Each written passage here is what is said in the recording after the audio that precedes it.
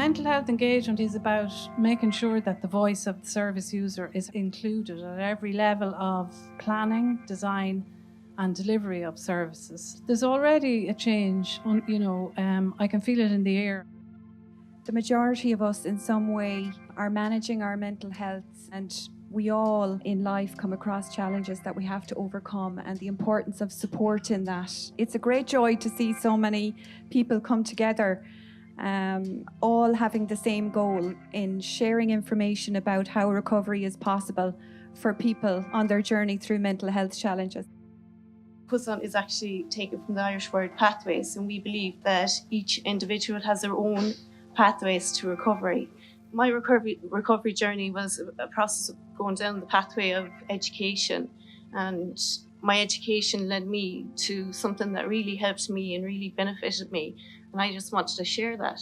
So I was looking for a group or someone that had the same belief in me that recovery was possible, and then I found Cosáin. And I suppose Cosáin then gave me a sense of meaning and purpose and a sense of drive as well. So that's really why I do it. Recovery education is about transformative learning. Transformative learning is about sharing new information about recovery in small chunks that people can then compare and contrast to their experience. Another thing that needed to be at the core of the mental health services is the lived experience of people who have had mental health difficulties and who have used the services. I suppose the final part of it is to have people who have had lived experience in the centre of the service, providing support to others. Aware, Alcoholics Anonymous, all these organisations, they're based on the foundation of people essentially being equal, and that each person's experience has a value, and that everybody, no matter how distressing their experience, they have gained either one piece of wisdom or maybe a few more pieces of wisdom that not only can help themselves but help others.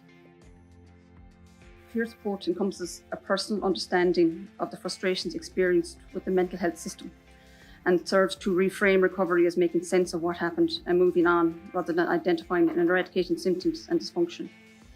It is through this trusting relationship, which offers companionship, empathy and empowerment, that feelings of isolation and rejection can be replaced with hope, a sense of agency and belief in personal control. It took me a long time to realise that nobody's going to rescue me. I'm here, I'm doing everything that I'm supposed to be doing, I'm taking all my meds, I'm doing all the work, but nothing's happening. And it wasn't until I took that personal responsibility of this is my journey and I have to do it myself that I started to recover.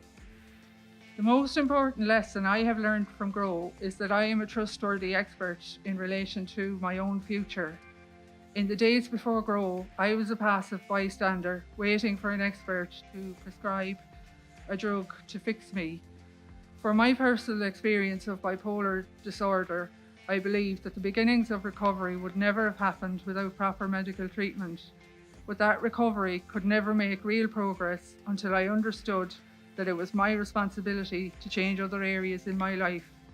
I can now say that if I hadn't the problems and the crisis in my life that I had, I wouldn't be the person that I am now. And I'm not saying I'm great, but at least I know who I am now. If I didn't have any problem, I'd have continued on through life with the snooze button on. When we have organisations like the organisations that are here, that means that we can come together like this, talk about all of these kind of things, share our experiences, and actually offer a concrete solution sometimes. Collaboration is most important in mental health.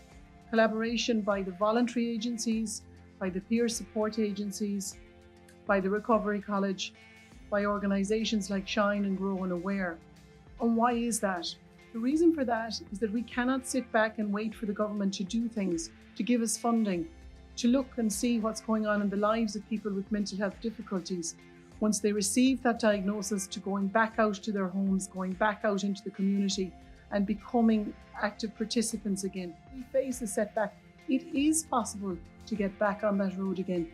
It is possible to recover. It is possible in some instances to completely transform, to find a new role in our lives, to find a new place, to find a new voice.